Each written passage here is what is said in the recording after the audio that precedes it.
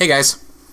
There are a handful of movies out there that stick out in popular consciousness because of their heavy and symbolic themes, such as the theme of man playing God in Jurassic Park, or A Clockwork Orange asking the question, how much control over a man's life is morally justifiable? But Starship Troopers? Seriously, a movie about a bunch of more than attractive actors fighting giant bugs from outer space, and it's gained a reputation as being a subtle commentary on fascist governments and militarization run rampant, when I thought this movie was just supposed to be a spoof of old sci-fi. From all over the globe are joining up to fight for the future. I'm doing my part. I'm doing my part. I'm doing my part. I'm doing my part too. They're doing their part. Are you? Join the mobile infantry and save the world. Service guarantees citizenship. The bugs send another meteor our way. But this time, we're ready. Planetary defenses are better than ever. Whose brutal gravitational forces produce an unlimited supply of bug meteorites in the form of this asteroid belt. To ensure the safety of our solar system, some kind of a meaningful social commentary. Other things are going to come up in this movie that stabilize the region, and you're likely to curb future terrorist attacks. Regardless of how it's actually the evil government of this world making it a safer place by waging war with these bugs. Why is either planet a threat to the other when they're on opposite sides of the galaxy? Which side threw the first punch? Establish that the planet holds any tactical advantage, or even if there are any natural resources to exploit. Human life? Hell, why even bother with nukes? They already established that we've got perfectly functional anti-meteorite weapons in orbit, so why not just deal with the meteorites that way? And this is supposed to suggest that the big bad government is just lying to everyone about the whole thing, but again, possibly attack our planet instead of just blaming the meteorites on natural forces. George W. Bush may not have been the most subtle president as far as foreign policy went, but you never saw him blaming Hurricane Katrina equipped with iPads where you can freely send whatever information you want to your fellow students without any consequences from your superiors whatsoever. This year we explored the failure of democracy, how the social scientists brought our world to the brink of chaos. We talked about the veterans, how they took control and imposed the stability that has lasted for generations since. For doing federal service. No. Something given has no value. Look, when you vote, you are exercising political authority. So, in this oppressive fascist society, they only give voting rights to people. The desired result is that everyone has the right to vote. How is this any better than the old democracy, which apparently... I'm sure you're all with me when I say, congratulations, you son of a bitch. And one more interesting thing about this beautiful, pristine, futuristic world. Apparently, the schools teach their students to have enough self-esteem that they can experience something humiliating like someone publicly showing off their poor test scores, and they just shrug it off as a simple joke instead of regarding it as something so embarrassing that someone today might sue or kill themselves over. We later see Rico's friend, Neil Patrick Harris, perfectly fine with letting this guy run around free as a bird. Wouldn't the big bad government be terrible? The impression there's a grub crawling up my mom's leg. He's on a mission to go eat it. I sure hope you don't do anything like that to me. Don't be afraid. Can't do human. Yet. And then we see Rico play a little XFL game, where freedom of choice is apparently still in full swing, since we see plenty of product placement for companies like Adidas and AT&T, instead of government shoes or federal phone service. And they're so progressive that they even allow men and women to play on the same team, and the women aren't afraid of getting maimed, and the men aren't afraid of getting sued. Is this movie actually making a case for fascism? Because I gotta say, this is actually looking pretty nice. We later see Rico and Denise at a dance where she flirts with a guy who hasn't discovered shampoo yet. Why is she nonchalantly flirting with him when there's been no indication that she and Rico are in an open relationship? I don't know. My guess is that girl power has gotten so out of control in the future that society thinks that women being unfaithful for no reason is completely reasonable. Sure would explain why Rico's friend Dizzy here is trying to jump him every time Denise's back is turned. Respecting boundaries? What's that? Rico and his pals sign up for military service the next day, and one more ridiculously subtle recruitment ad later, we see that Dizzy even went so far as to having herself transferred into Rico's squadron. Stalking's okay if you have a vagina, you see. And speaking of lady bits, apparently men and women hitting the same showers is a totally normal thing. My God. A world where men could be in the same showers as women, and they don't feel compelled to force themselves upon them or make lewd comments of any kind? Damn you, fascism! Meanwhile, on Denise's end, yeah, her character has a name, but come on, you're all just gonna call her Denise Richards. We see that she made Pilot just like she wanted. And I'm sorry to inform you that this starship is not equipped with any swimming pools or Nev Campbells.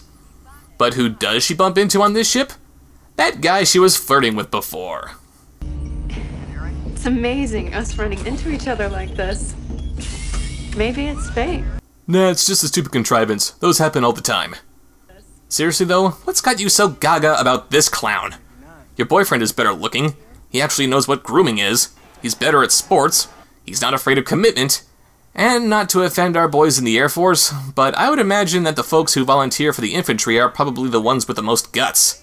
You're gonna throw all of that away because of some guy who shares a single mutual interest with you, and whom you haven't even spent 2 minutes of screen time with? Why are you falling for this guy? But maybe I'm overreacting here. So they're just really friendly with each other, so what? That doesn't mean she's gonna dump Rico or anything. I think I'm gonna go career. I want to command a ship of my own, and you know, I don't think that's gonna leave a lot of room for you and me, Johnny. Write me, all right? Write me so that I know we'll always be friends. And our love interest is nothing but a filthy whore. Lovely. Yeah, you're leaving him because you want to go career? If you were more career-minded instead of focusing on boning this guy, maybe you wouldn't crash your ship into really easy-to-spot meteorites. And of course, Denise dumping Rico could only happen over a high-def video for all to see. Did the future just forget about email, or did Denise just want this to be as humiliating as possible? Hey, still got me to kick around.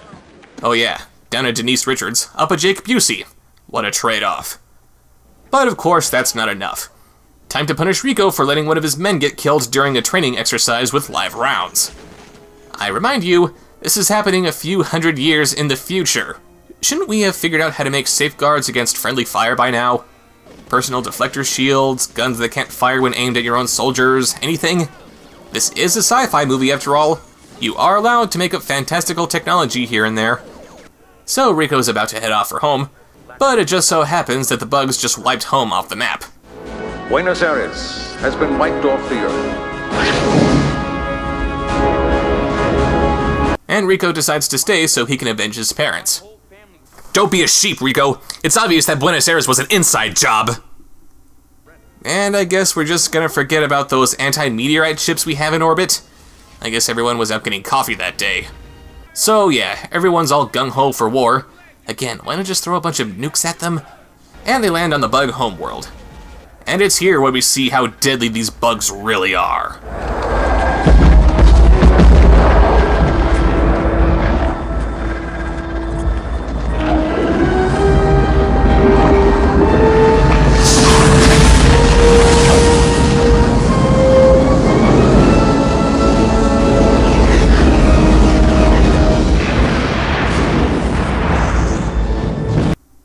Really? Killer farts. That's what these bugs are attacking us with? Well, okay, the way that they're throwing meteors at Earth is never explained, but still, these bugs emit nuclear farts that can take down military starships hundreds of miles away?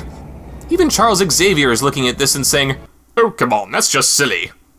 So a few minutes of pew-pew chomp-chomp later, it looks like Rico was about to be eaten, and then he's just fine. Turns out he was saved by his old teacher here, who arrived nanoseconds just before the bug could eat him. It's just a stupid contrivance. Those happen all the time. They engage the enemy again a few days later, and here's a big shocker. They drop a couple of bombs on them. Probably should have opened with this move, methinks. More gunfire, more exploding bugs, more girlfriends in the audience rolling their eyes as their boyfriends cheer. And later, they all celebrate their victory with beer, football, and... oh my lord.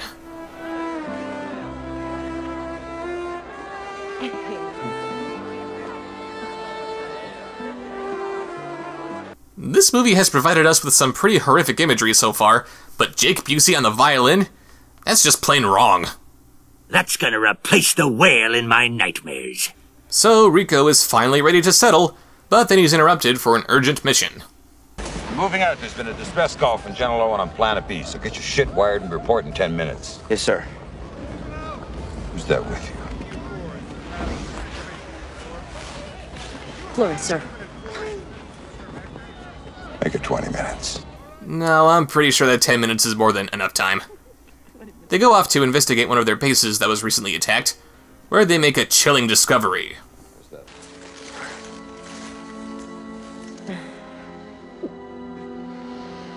They sucked his brains out. The silent menace of reality TV has claimed another victim. Bastards! And of course, it doesn't take long for the bugs to show up again. More shooting and killing, and man, these action scenes are hard to comment on. Lieutenant Teacher loses his legs, which means that it's up to Rico to haul him out of this mess. You know what to do! Yes,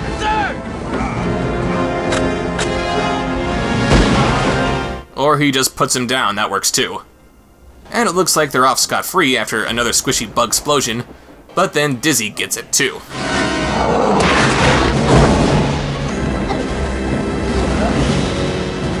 Let's go! Get aboard! You're gonna be alright, Diz. It's alright.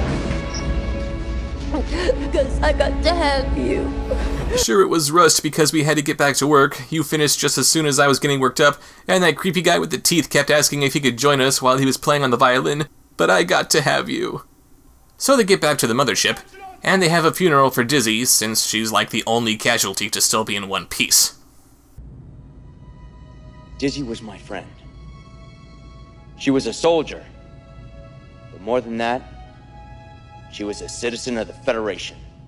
And let's not talk about that shrine to you made of your belly button lint that she hides in her closet. Gotta be respectful here. And suddenly Neil Patrick Harris shows up on board, dressed like a Nazi officer. Because this movie is supposed to be a biting commentary, remember? Johnny, I'm sorry. The bugs laid a trap for us, didn't they? Elegant proof of intelligence, isn't it? Oh yeah, because using radioactive farts to hurl meteorites at planets clear across the galaxy isn't proof of intelligence, right? Rico assumes the role of lieutenant, and his new orders are to go back down to try to retrieve the brain bug that's giving orders to the other bugs, and why don't you just nuke the planet? You know what? I'm rooting for the bugs at this point. They've got the right idea to take out hundreds of their enemies at a time with their death twerking here. They're clearly the most intelligent creatures in the movie. Denise and that unshowered guy manage to escape their ship's destruction, and they crash into a bug colony. And it just so happens to be the exact same colony where Rico and his troops are going to capture the brain bug. What are the frickin' odds? The brain bug itself makes its grand entrance, and of course it has to look like a vagina with eyes because... alien? It sucks up the other guy's brains, but before it can get to Denise's brains...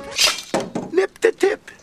Rico manages to save Denise, who seems to be in pretty good shape despite being impaled through the chest earlier, and they all escape while this guy stays behind to blow the bugs up. And it turns out while they were making their escape, the rest of Rico's squad managed to capture the brain bug off screen. So I guess Rico's troops are more successful when he's not leading them. Go figure. What's it thinking, Colonel?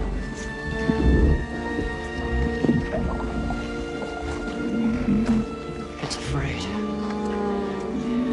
It's afraid! Really? That was the whole point of this mission? To make the brain bug afraid? You don't want to kill it or anything like that? You just want it afraid? You could have just littered the planet with photos of Phyllis Diller in a bikini. Pretty sure that would have the same effect. One day it will all be over. And everyone will forget that this was the moment. This is when it turned. And it wasn't the mighty fleet, it wasn't some fancy new weapon. It was a drill instructor named Zim who captured a brain. Zim. Stinking humans! Yeah, that drill instructor guy randomly shows up to take all the credit for what would have been clearly more inspiring if this was a team effort. Hoorah! And the movie ends with yet another recruitment ad saying that we'll continue to fight on until we get tired of making sequels. So, what exactly is Starship Troopers? It's just a popcorn movie. I hesitate to use the phrase, just shut off your brain and enjoy it, but really, you're better off just regarding this movie as another dumb action flick instead of trying to find some deeper meaning in it. Maybe the book that it's based on has deeper meaning than this, I don't know, I never read it. But as far as the movie itself goes, what you see is what you get. The battle scenes are pretty impressive, if a bit repetitive, and the acting is decent enough to keep your interest until the next big bug splattering. But per the typical action movie cliché, it doesn't exactly have the most well thought out plot. I can see where some people might think it's trying to convey some kind of anti-war message, or that government manipulating the masses is bad, but for the most part, it looks like it's flat out glorifying the thing it's trying to speak out against. It's like the movie saying, war is hell. But dude, look what we're fighting for. It's totally worth it! So if you absolutely must watch this movie, I suggest that you sit back and enjoy it for being the cheesy, over-the-top ride that it is. Sometimes a cigar is just a cigar. See you next time. When the Führer says, "Wie ist the master race?" The Heil, Heil, right in the Führer's face. Not to love the Führer is a great disgrace. So the Heil, Heil, right in the Führer's face. When Herr Goebbels says, "We own the world in space," the Heil, Heil, right in Herr Goebbels' face. Then Herr Göring says, "They'll never bomb this place." The Heil, Heil, right in Herr Göring's face. Is we not the Superman? Arian Führer Superman? Ja, we is the Superman. Super duper Superman. Is this Nazi land so good? Would you leave it if you could? Ja, this Nazi land is good. We would leave it if we could. We bring the world new order. Eure Hitler's world new order. Everyone a foreign race will love the Führer's face when we bring to the world disorder.